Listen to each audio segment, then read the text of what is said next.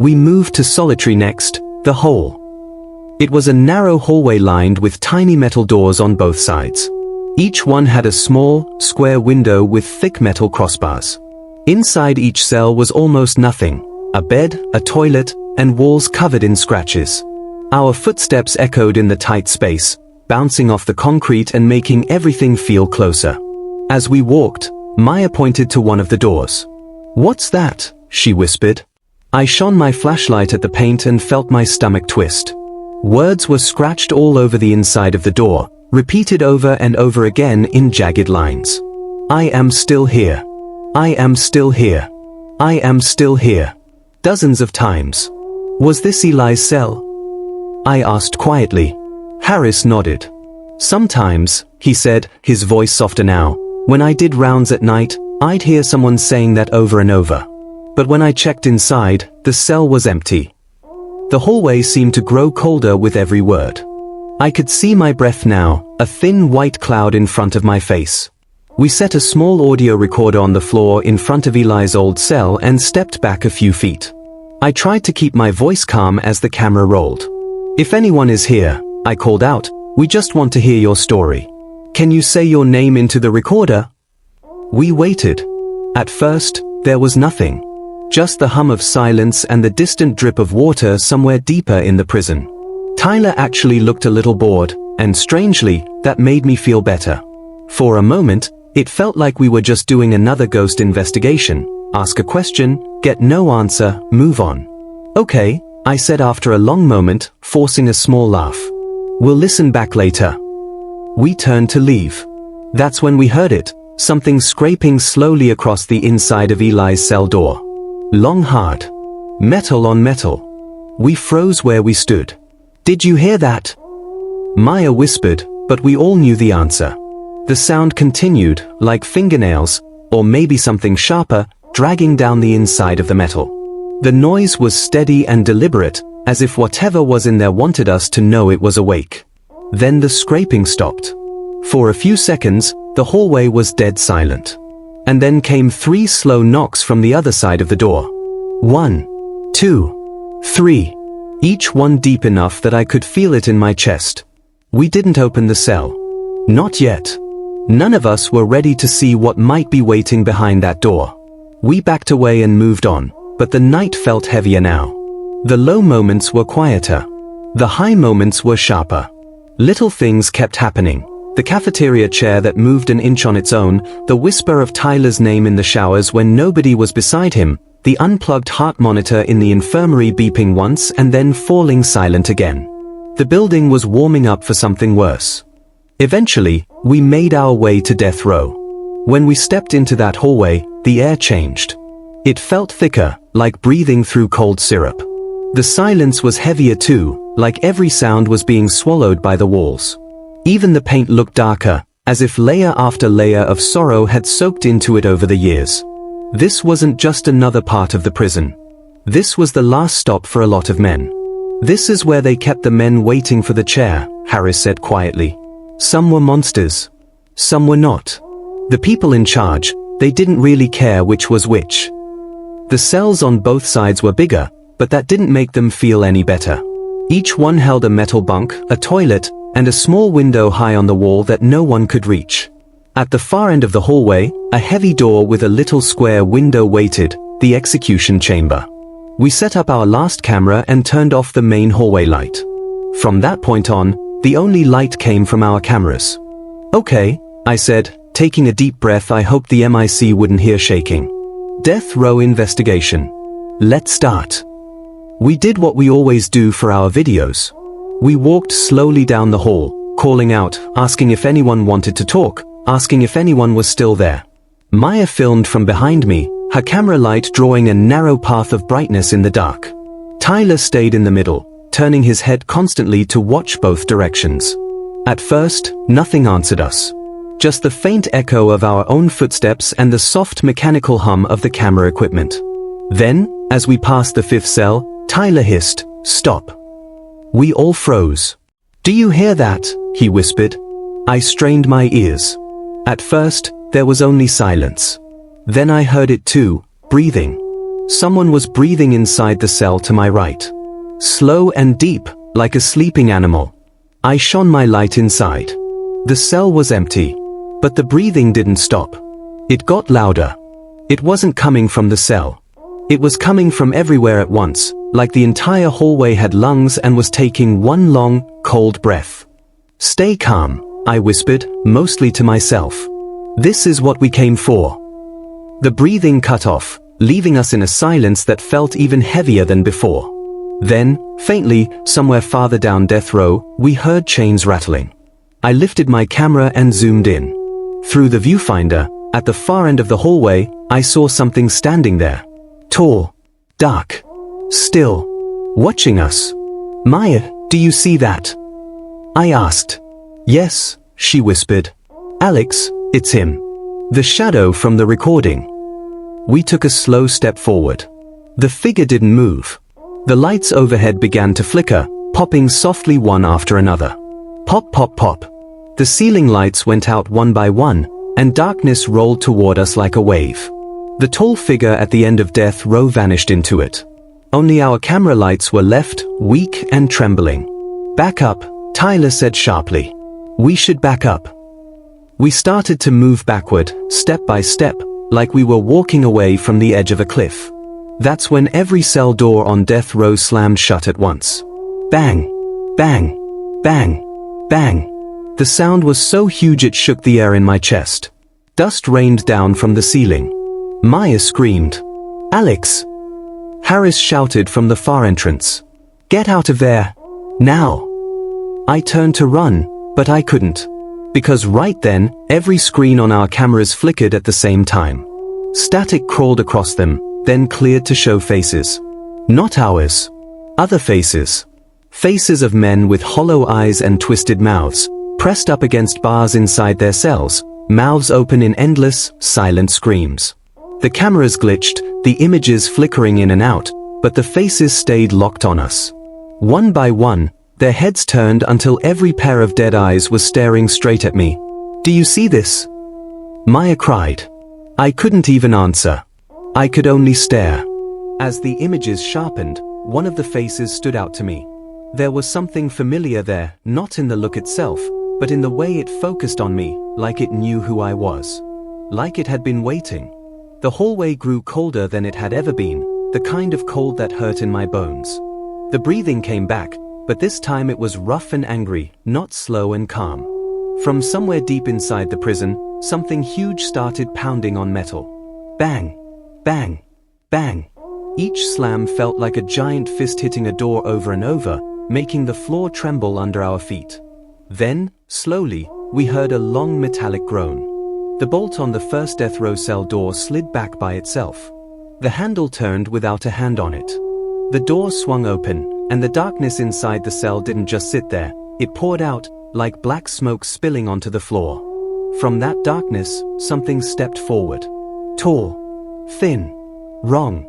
The second door unlocked. Then the third. One by one, all along the hallway, the locks slid open and the heavy doors swung wide on their own. Metal groaned. Chains clinked. The sound of prisoners who shouldn't exist anymore filled the air as the shadows inside each cell began to move. They stepped out. Dozens of them. Their bodies were made of darkness, darker than the hallway around them, like someone had cut human shapes out of the air. Some were tall and thin, others heavy and hunched. Some of them flickered like smoke. As they moved into the hallway, a familiar voice rolled through the cold air, the same voice that had whispered in my ear before. "Roll call," it said softly, but the sound carried like a gust of frozen wind. "Everyone out." The last light overhead flickered weakly. The air pressed against my chest like a heavy weight. And then, all at once, the prisoners, every single shadow on death row, turned their heads toward us and started walking our way. They didn't run at us. They didn't scream. They just walked. Slow. Steady. Like they had all the time in the world. Their feet made no sound on the concrete, which somehow made it worse. I could feel my heart pounding, but the hallway itself stayed strangely quiet, as if it were listening. Some of the shadows had the faint outlines of handcuffs on their wrists. On one of them, I could see a pale rope mark around his neck, glowing just a little brighter than the rest of his dark body. Another had something over his head, like a hood. Most of them had faces I couldn't see at all, just emptiness where their features should have been. But one of them was different. He walked in the center of the group. His body was tall and thin, but more solid than the others, his eyes dark pits, his mouth clearly shaped but empty of emotion. He didn't scream or snarl.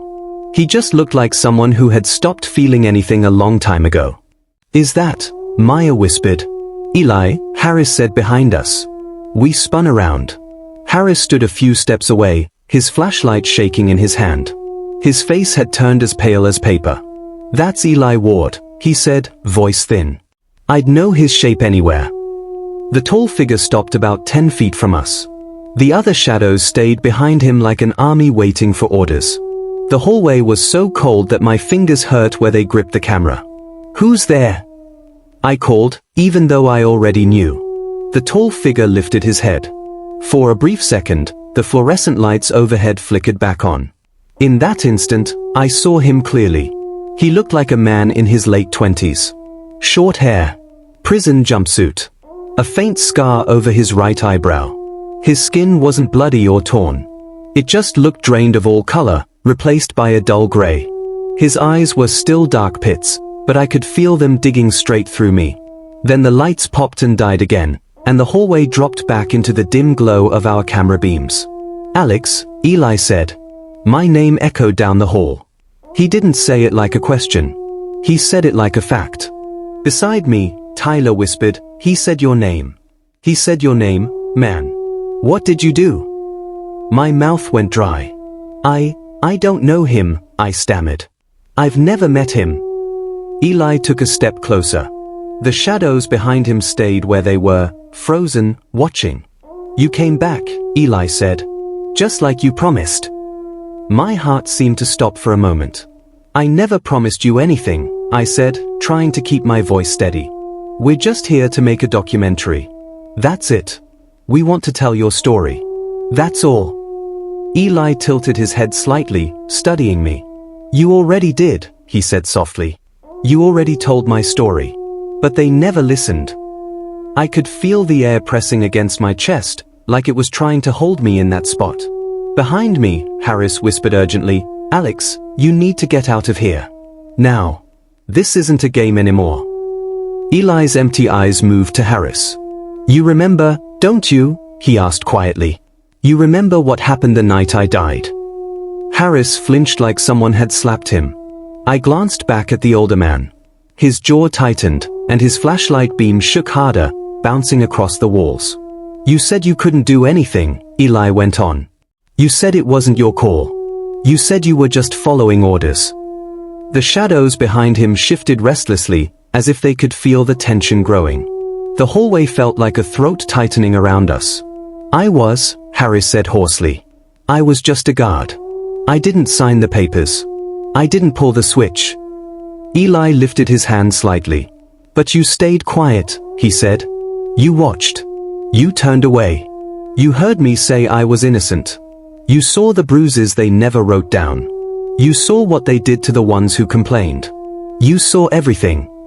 He stepped close enough that my camera light hit his chest. There, over his heart, was a faint burned shape, like the outline of a number seared into his jumpsuit. "Officer Harris," I said quietly, "what is he talking about?" Harris swallowed hard. For a moment, he didn't say anything at all. Then the truth started spilling out. "They beat him," Harris whispered. "The night before the execution. Warden Cole said Eli attacked a guard and needed to be restrained. But that guard walked away with barely a scratch. Eli wasn't so lucky." Eli's gray eyes never left Harris's face.